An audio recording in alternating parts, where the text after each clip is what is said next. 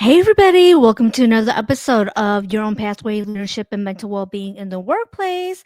My name is Paya Vu, and again, thank you so much for joining me today. This is, I believe, my officially second or third episode. I don't recall. But my last episode, I spoke about the unpaid emotional labor that women perform in the workplace. And I am doing all these episodes in March because March 8th was International Women's Day. And I wanted to really focus these episodes in March about women and the struggles and the challenges and the barriers that we face in the workplace. And so I'm going to focus my episode today on, as you can see, the title is called Why Women Are Expected to Have Imposter Syndrome. And I got the idea of this episode as I was strolling through, I admit, social media on a few platforms. And I noticed that women, when they are on the top of their game in their professional careers, they often get asked this question about imposter syndrome. And I've noticed that men never get asked imposter syndrome, yet women always get asked about imposter syndrome. And I admit I've been asked about imposter syndrome also, not to the extent of like, oh, why do you feel like you don't deserve it?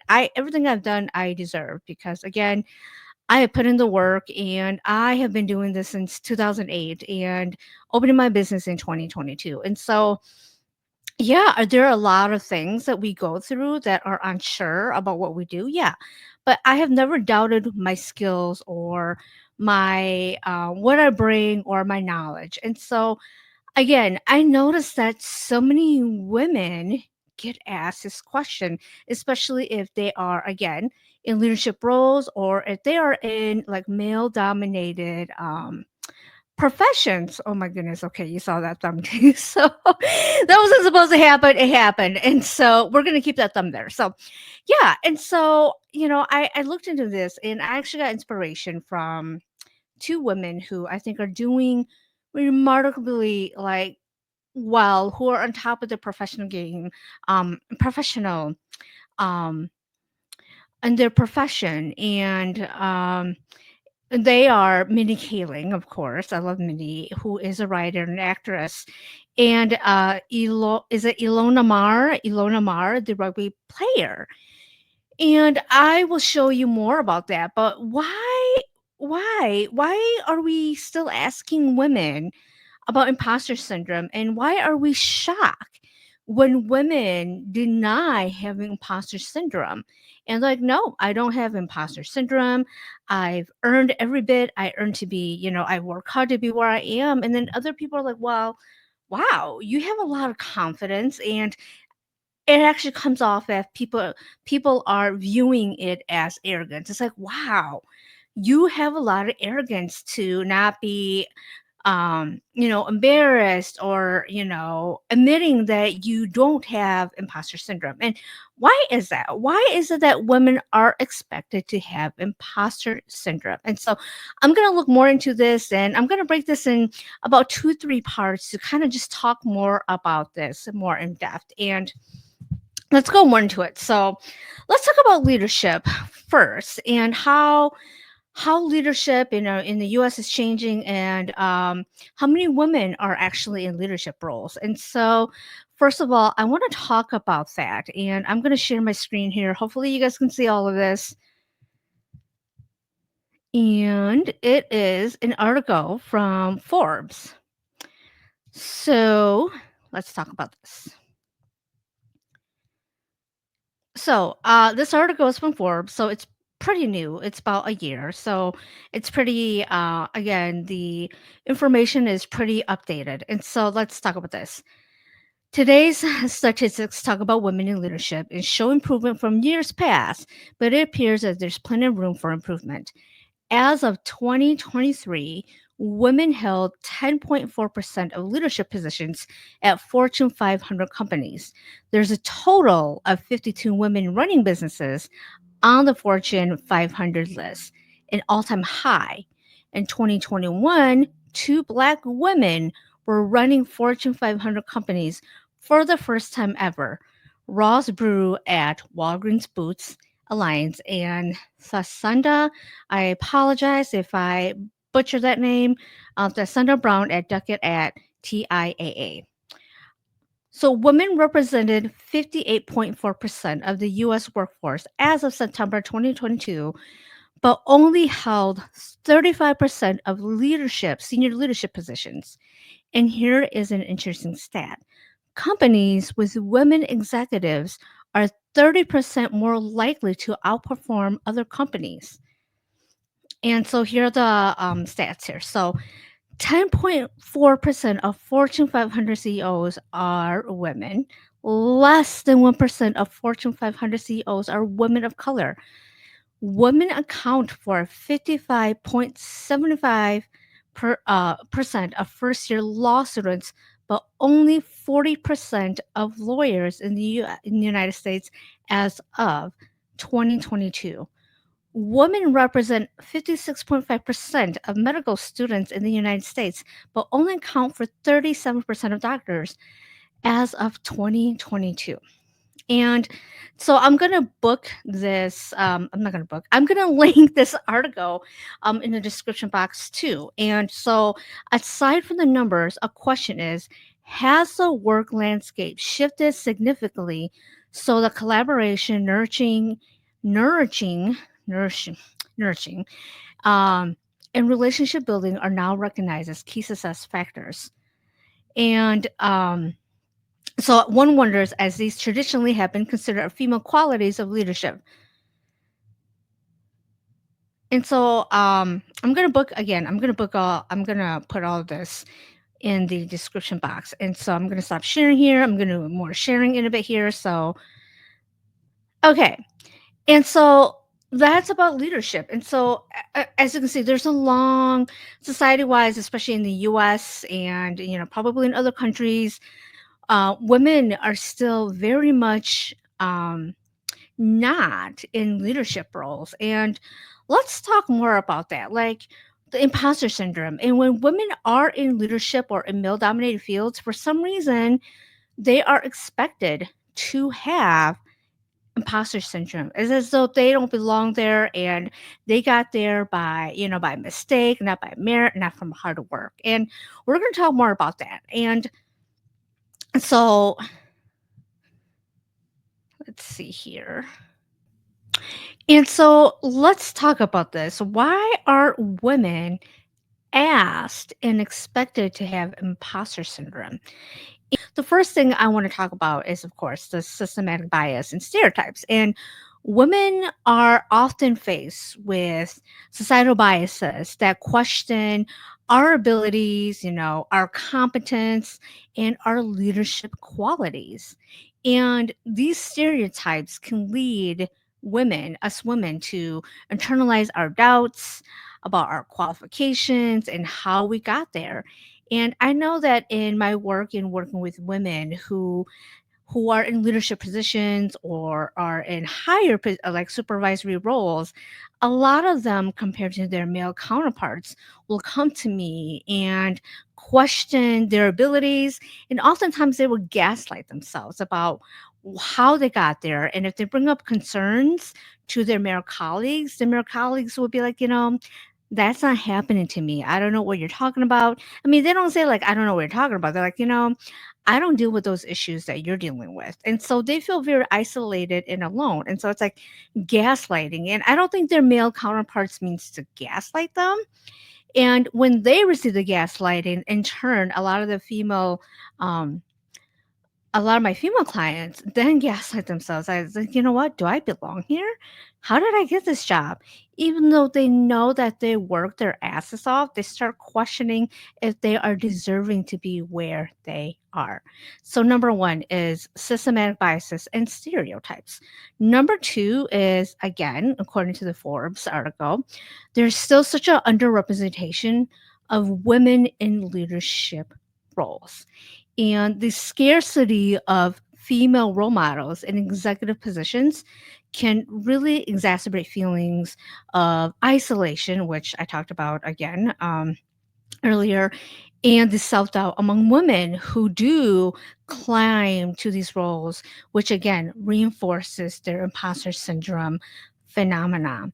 And when you don't see a lot of people that look like you, you're often the token. You're often the token. And if anybody who is like a person of color, a woman of color in certain professional settings, you feel that pressure to represent yourself. Like everybody, you represent one whole group. And I thought about this. I'm going to talk more about her later, but I don't know if you all have watched Running Point on Netflix, where Kate Hudson um, inherited the role of president for a basketball team. And in one of the beginning scenes, her brother, who is in the hospital, played by Justin Thoreau, assigned her as the president of the basketball team. And her assistant, who is played by Brenda Song, was kind of listening and said, "Oh, you better not F this up because now you represent all women.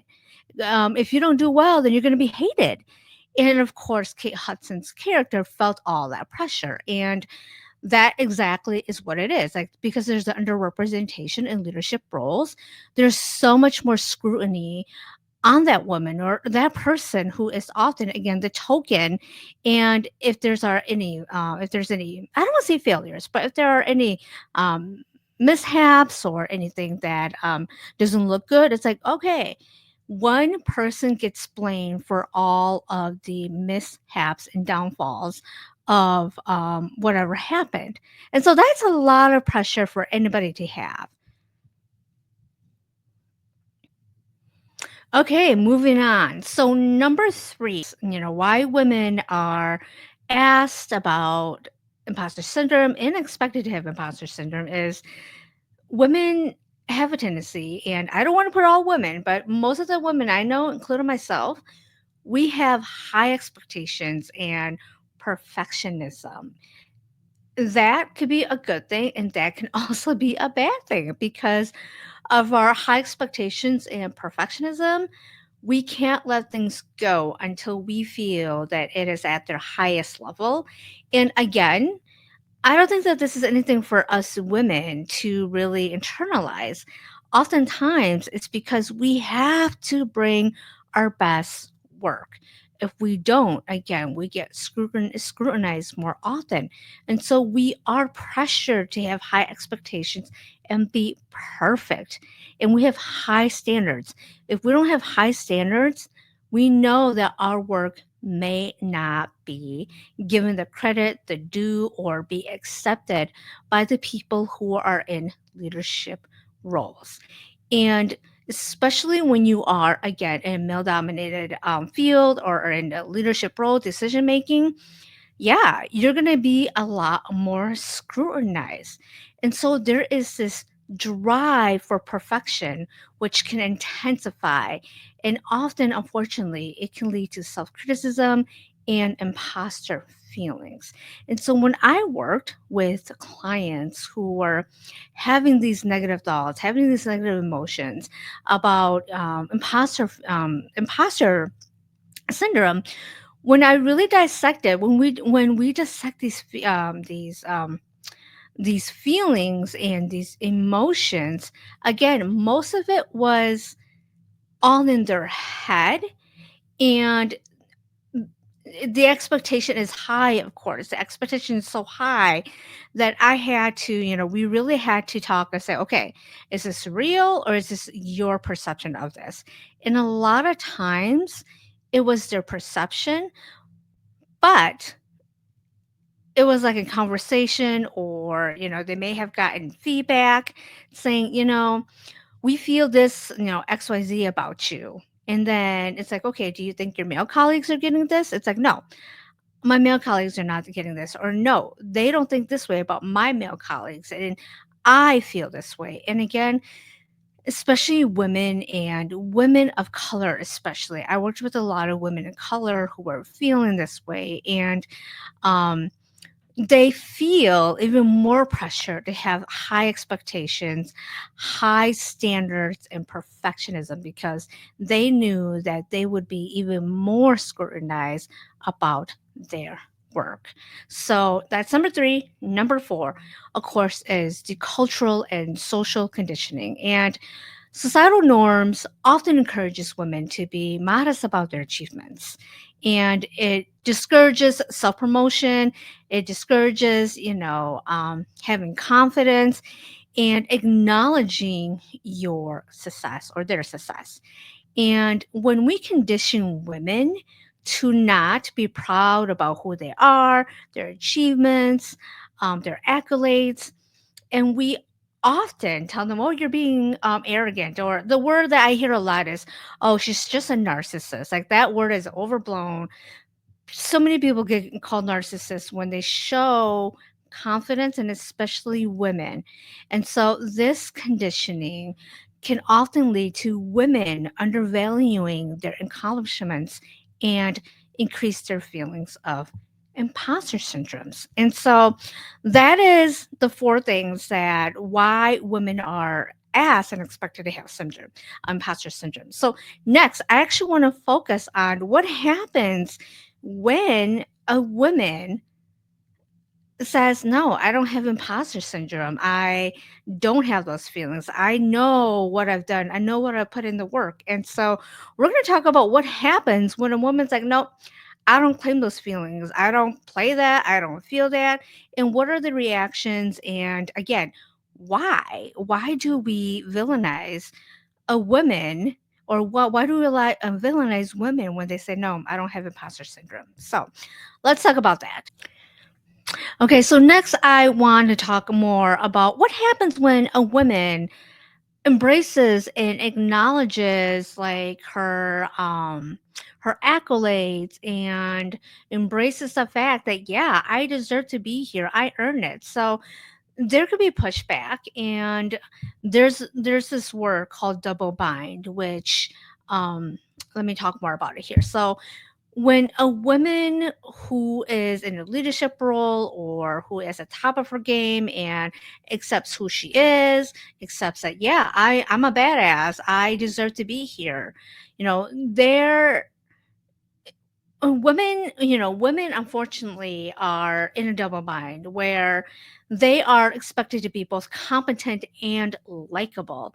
And when a woman demonstrates perceptions of competence, sometimes people view that as, oh, you're not warm or you're not nurturing, and you're not you don't have the soft skills that we're looking for. Women are known more for their soft skills. And so when a woman in leadership demonstrates like, I'm confident, they're very driven and they know what they want, it's like, this woman doesn't, they seem to lose their likability. So that's hard for women, the double bind. That's what it's called, the double bind.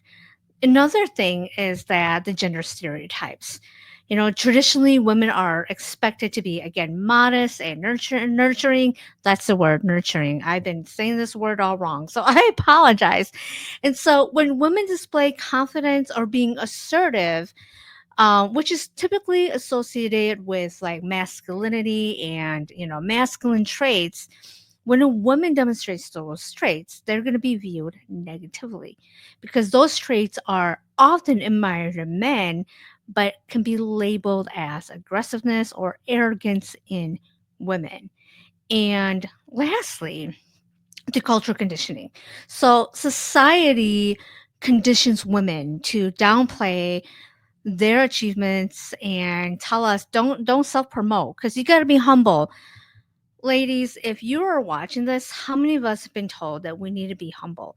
Like, we need to be humble. We don't need to brag. We don't need to show off because that's not a good look for us. Do men get told that? If you're a man watching this, tell me, do you get told that? Do you get told to not brag, to not show off, to not talk about yourself, to not show off your achievements? If you get told that, please put it in the comments. And women, we get told this all the time. Be nice, be humble, don't brag, show that you're the good girl. And honestly, being good does not get us anywhere. So Let's break these norms by openly expressing our confidence and own it. Own our confidence, own our achievements, own where we have, own where we come from because you earn this, you deserve this. And so I wanted to show two women who I admire deeply about when they got asked about imposter syndrome and their response. And so the first one I'm going to show is on Instagram. Hopefully all can see this. And so this is the rugby player Ilana Mar. I think I said her name right. If I didn't, please, I apologize. And so she was asked about imposter syndrome, and she is one amazing, badass woman. I think she is the most followed rugby player in the world. And so, in this clip, this is an interview from CNN where they asked her about imposter syndrome. And so, let's see if I can get this. So, bear with me again for a second. Instagram. There, put my whole personality, my whole everything out there. So basically, you're just saying, don't even acknowledge it. I just don't think I have that. So, I love it. Which I think is also like people are told sometimes to feel like they have that imposter syndrome, but it's okay to be proud of what you've done. It's okay to believe you deserve something because you've put in the work for it. How do you overcome imposter syndrome? I don't have that. Really? No, I don't know what that. It's like where you don't feel like you deserve it.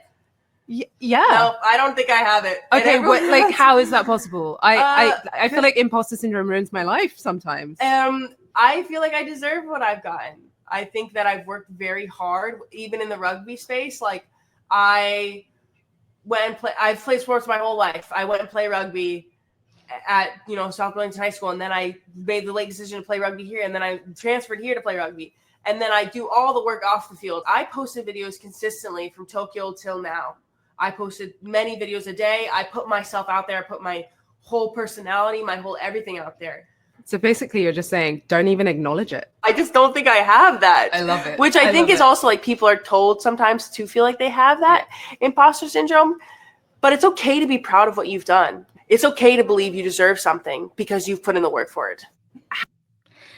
So, as you can see, the reporter was really shocked when Ilana answered, said, I don't have that. And she gave all the reasons on why she doesn't have imposter syndrome. And so here's some of the comments. And here is one of the comments. I asked a male mentor once because I don't experience this. And I feel like I like it.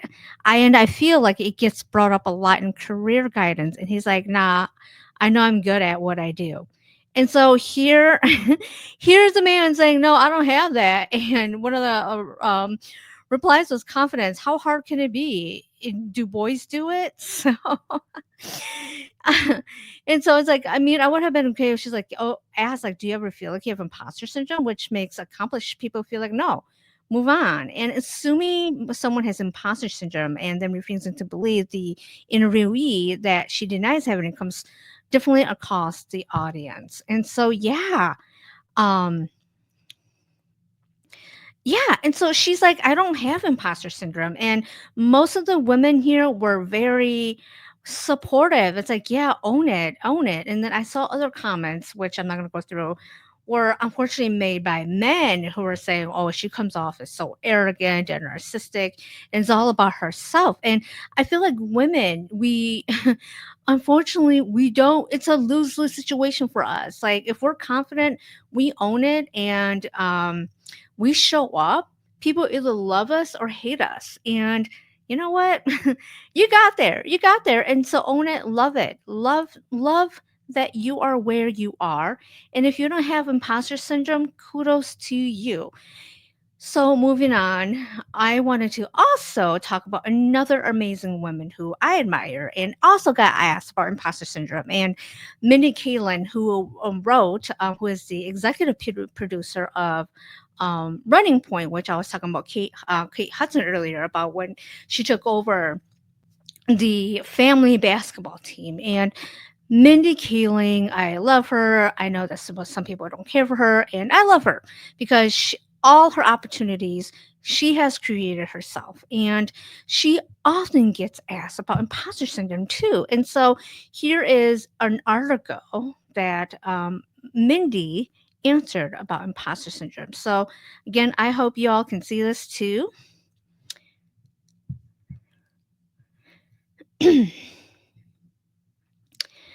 And so, okay, on imposter syndrome. I don't feel imposter syndrome. And the reason I don't is that I work so hard. I feel imposter syndrome happens when people feel unqualified for their jobs. Before I got on my own show, I put in 8 years at the office. I wrote 24 episodes on TV. I was an executive producer at the end of it, and I'd been a staff writer at the beginning. Then I did my show for 6 years, did 100 something episodes. I feel like I'm a real A student. I feel like I really prepare for my work. Again, it's not all success. A lot of times I fail, but I do feel qualified when I move out the ring. It's like, okay, I put in my time. I put in my whatever it is, 10,000 hours. I feel qualified to do the next thing. And again, this just shows when women are asked, when women are the top of their game, they always get asked about imposter syndrome. And people are shocked or don't like it when women deny having imposter syndrome. And as you can see from both of those, from Mindy and Ilana, both of them said, I put in the work. I put in the work. I know I deserve to be here. This all didn't happen by chance. I put in the work, I did what I had to do, and I deserve to feel confident. I deserve to be here. And so, again, women who are at the top of the game, who are doing well, who are in male dominated fields, often get asked this question. And when they deny it, it's like, wow, they need to show more humbleness. They need to downplay their achievements. And again, women, whoever is watching this, own who you are. Own it. Like, this is the whole premise of your own pathway, is own it. Forge your own path and own it. And what can we as a society do so that more women don't have to feel this way? And I think it all starts with a system. It all starts with the system, and in systems where we don't promote women, or where we make it seem like it's such a rarity to have women in leadership roles, when it happens more, we're going to be more open to this, and we're going to say, you know what? You don't have to have imposter syndrome. You deserve to be here. You did your thing. So, yeah, you are accomplished. You are competent. I think there's a lot of question about competency. And in that quote, Mindy's like, I am competent. I did all of this before I had my own show. I did all of this. I put in the work. And again, a lot of women put in the work. And I know that there are certain people out there who have not put in the work and who have certain advantages that put them in positions where they can lead without probably without the proper training. And but as you can see, both women have put in the proper training, the proper work, whatever it is that they need to be where they are. And so, women, if you are being asked about imposter syndrome, and if you are denying imposter syndrome, you go for it, deny it, and say, I deserve to be here, I earn it. And for people who assume, why are we asking women about imposter syndrome? Why? Why? If we ask women, we should also ask men about this. What about your imposter syndrome, John? Do you have imposter syndrome? What have you done that makes you think that you deserve to be here? Women get asked all the time, and maybe we need to turn around and ask men that too. And again, I'm not doing this episode to have war like men versus women or anything. This is a legitimate issue of why we are still asking these questions. It is 2025. We've come a long way, and yet we have not come a long way too. So, women, imposter syndrome. If you don't have imposter syndrome, again, own it. Own it. Own who you are. Own your achievements, and you deserve to be where you are. And I promise you, you have earn it. So that is all for today. I hope you enjoyed this episode. If you're new to my channel and enjoyed this episode, please hit the like and subscribe button. And I have more. I have my next episode will also focus on women, and I want to specifically focus on women of color in the workplace and how sometimes when the system is against us, how we have to create our own opportunities again. So, thank you so much. And if you enjoyed this episode, again, hit the like and subscribe button. I hope you all have a wonderful week, and I will see you all next time. So, take care.